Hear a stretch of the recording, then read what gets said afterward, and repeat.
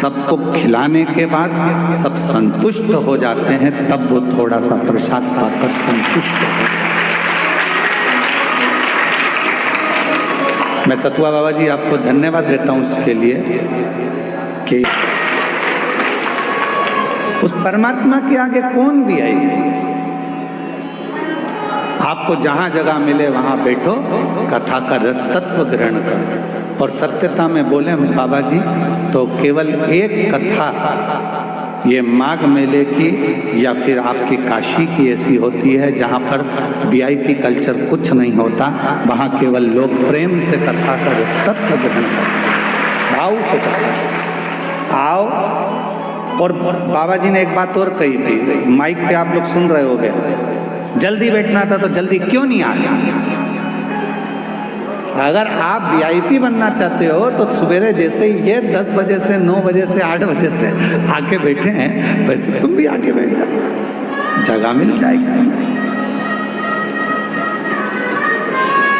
भक्ति, विश्वास, श्रद्धा, दृढ़ता ये हमें शिव के करीब में लेकर जाती है, भगवान शंकर के नजदीक में लेकर जाती है, शिव तत्व की ओर लेकर जाती है, शंकर के करीब में लेकर जाती है।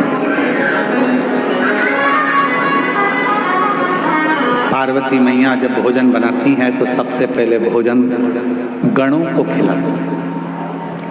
क्यों? जब मेरे भोले बाबा भोजन करें तो गणों के मुख में भोजन को देखकर जल जाता है।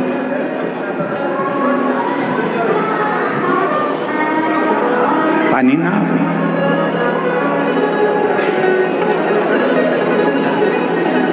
और गण जब भोजन ग्रहण करने के लिए बैठते थे, भोजन ग्रहण कर लेते थे और भोजन ग्रहण करने के बाद में बाबा का जो प्रसाद बचता था उसको कणका मात्र सारे ग्रहण करते थे।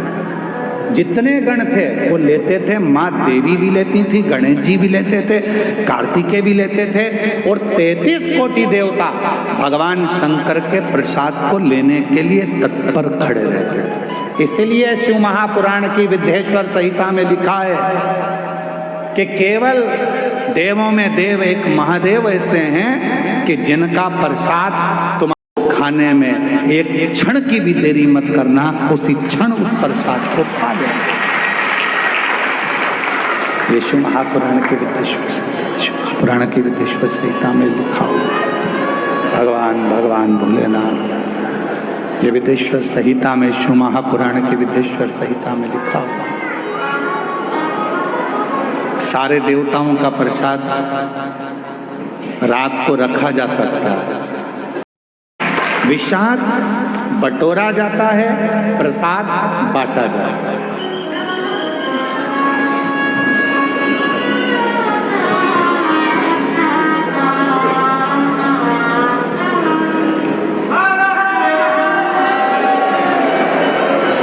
प्रसाद बांटा जाता है,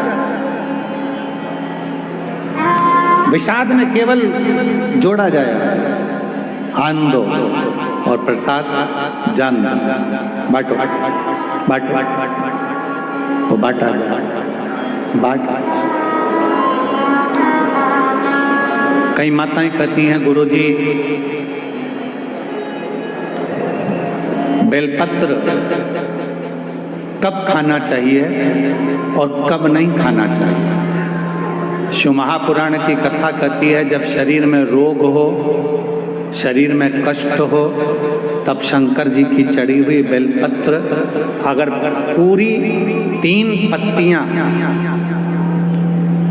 मान लो आप पूरी 3 पत्ती भी बेलपत्र की नहीं खा सकते तो बेलपत्र के आगे की थोड़ी सी एक अंश नोक मात्र भी आपके मुख में अगर जाती है तो भी वो उतना ही असर करेगी जितनी पूरी पत्ती करती है। एक अंश मात्र अब कोई तुमसे पूछे क्यों महाराज जी ये कथा कहाँ मिलेगी, तो स्कंद पुराण में, शिव महापुराण में, देवी भागवत में इस कथा का वर्णन है कि भगवान देवाधिदेव महादेव काकड़िया की रोटी बनाई, काकड़िया की साग, और परसे माता पार्वती जी पावे भोलानाथ, माना शिव रटोरे, छोड़ दो कपट मन शिव रटोरे, शिव रटोरे मन शिव रटोरे, छोड़ दो कपट मन शिव रटोरे। काकड़िया की रोटी बनाई, काकड़िया की साग, काकड़िया की रोटी बनाई, काकड़िया की साग, और परसे माता पार्वती जी, परसे माता पार्वती जी पावा भोलानाथ, मन शिव रटोरे, छोड़ दो कपट मन शिव रटोरे, मन शिव रटोरे, मन शिव रटोरे, छोड़ दो कपट मन शिव रटोरे। हमारे यहाँ शास्त्रों में ऐसा मिलता है कि पार्वती जी भोजन बनाती हैं, शिव जी को खिलाती हैं। भोजन करने के बाद बाबा भोलेनाथ जब भोजन कर लेते हैं, जो पात्र में भोजन बचता है उस पात्र के एक अंश को पार्वती जी निकाल लेती हैं, एक अंश को गणेश जी निकाल लेते हैं, एक अंश को कार्तिकेय निकाल लेते हैं, और बाकी का जितना अंश है उसका कुछ भाग गण ले जाते हैं और उसका कुछ भाग देवता अपने साथ लेकर जाते हैं। तो कहा 33 कोटि देवताओं को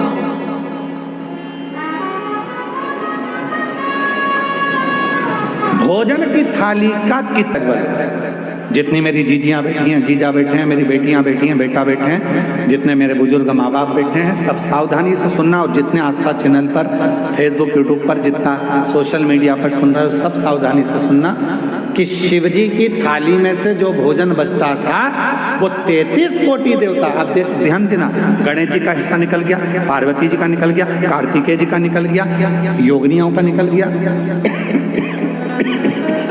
गणों का निकल गया, उसके बाद में देवताओं का हिस्सा।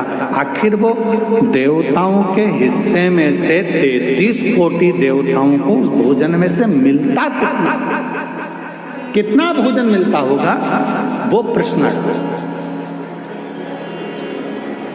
तो कहा प्रसाद का मतलब क्या है? जो शंकर जी की थाली में से भोजन जाता था, भगवान नारायण के लिए लक्ष्मी जी लेकर जा रही हैं, और वैकुंठ जाते जाते जितने देवता उस प्रसाद का दर्शन करते थे, वो प्रसाद उतना उतना उन देवताओं की दृष्टि में समाहित होकर उनके हृदय में उतरता जाता था। भोजन का कण मात्र का दर्शन भी सुख दे जाता, कण मात्र का दर्शन भी सुख दे रहा।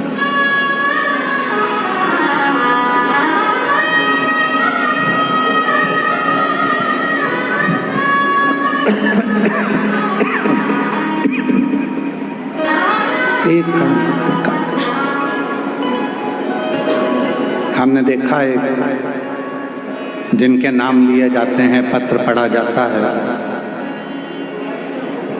जब वो बेलपत्री लेने के लिए आते हैं और बेलपत्री लेकर जाते हैं तो कई माताएं कहती है उस बेलपत्र का दर्शन करा दो। बेलपत्र लेकर जाने वाला पूछता है कि बेलपत्र का दर्शन कर कर क्या करोगे? हमने शिव पुराण में पढ़ा है, उमा संहिता में वर्णन है, कौमार खंड में भी वर्णन है कि शिव जी के प्रसाद का मात्र दर्शन कर लेने से भीतर के सारे विषाद समाप्त हो जाते हैं।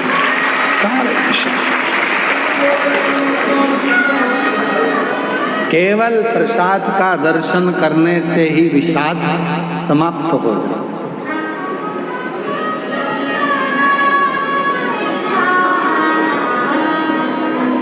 आप लोग रोज रोज अगर बेलपत्री खाओगे, भाई स्वास्थ्य खराब है तब थोड़ा सा अंश ले लो, रोज रोज खाओगे तो मुख में छार छार सा होगा, कई बार स्वाद नहीं आता, फिर भोजन कई बार जिह्वा छारी छारी सी हो जाती। रोज क्यों खाना? रोज बेलपत्र अगर उठाकर ला भी रहे हो, उसमें से एक अंश मात्र, कण का मात्र बेलपत्र को अपने मुख में ले लो, बहुत। बाकी के बेलपत्र का क्या करें गुरुजी? लाओ, सुखाओ, इकट्ठी हो जाए, चूरा बनाओ, चूरा बना के महीन पीस कर उसको रख लो, उसको रख लो। कभी कोई बहुत ज्यादा कोई तकलीफ में व्यक्ति मिले, उसको चुटकी मात्र की वो बेलपत्र का चूरा, जो शिव पर चढ़ी हुई बेलपत्र है, उसका दे। महाराज जी, बाबा जी, अभी एक गौ माता को बीच में एक रोग हो गया, गाय के पूरे शरीर पर महाराज जी ऐसे गांठ गांठ जैसे फुंसियां पड़ने लगी। वो स्मरण में हमें आ नहीं रहा, हाँ, लंपी बीमारी वो पूरे में। सूचना मिली ऐसा ऐसा हो गया, क्या करें? हमने कहा अपने धाम पर जितनी भी बेलपत्र आती है उसको सुखाया जाए, सुखा कर पीसा जाए, पीस कर रोटी में मिलाया जाए और रोटी बनाकर गाय को खिलाया जाए। थोड़ी थोड़ी बेलपत्र की मात्रा, एक एक डेढ़ डेढ़ बेलपत्र की मात्रा की रोटी बनाई। डाला कितना? केवल एक बेलपत्र का आधा अंश उस रोटी में डाल डालकर जब गाय को दिया तो वो लंपी की जो बीमारी थी वो धीरे धीरे धीरे धीरे समाप्त हो गई।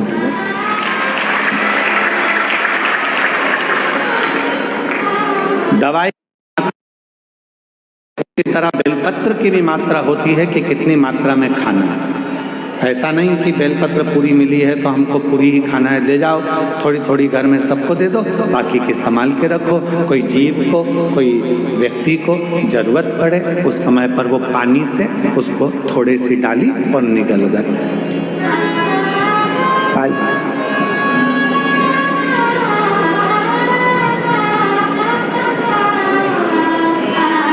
कुछ मात्रा,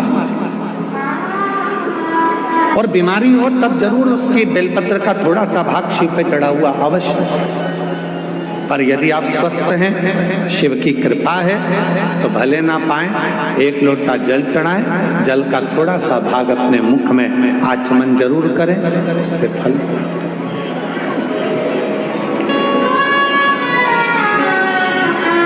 एक माता यहाँ बैठी है जिसको डॉक्टर ने मना कर दिया था कि तुम मां नहीं बन सकती।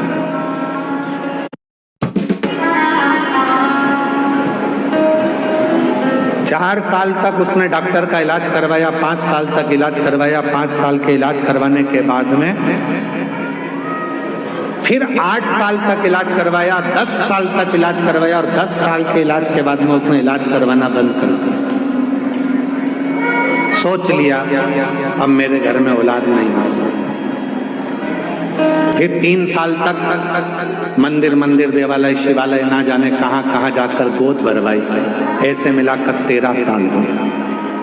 13 साल के बाद उसने फिर मंदिर, देवालय, शिवालय, गोद भरवाना भी बंद कर दिया, घर में रहने लगी। ऐसे करते करते 20 साल हो गए। 20 साल होने के बाद में 21 साल हो गए। 21 साल के बाद 22 साल हो गए, और 22 साल के बाद उसने, किसी ने एक क्लिप भेज दी मोबाइल पर कि सफेद आंकड़े की जड़ तुम रुका जी का नाम लेकर शिव जी के ऊपर 21 बार घुमाकर नंदी के पास खड़े होकर कमर में बांध ली जाए तो बाबा की कृपा से औलाद जरूर होती है। और उस महिला ने 22 साल के बाद वो क्रम करा और बाबा की कृपा से 22 साल के बाद औलाद का जन्म, वो बेटी।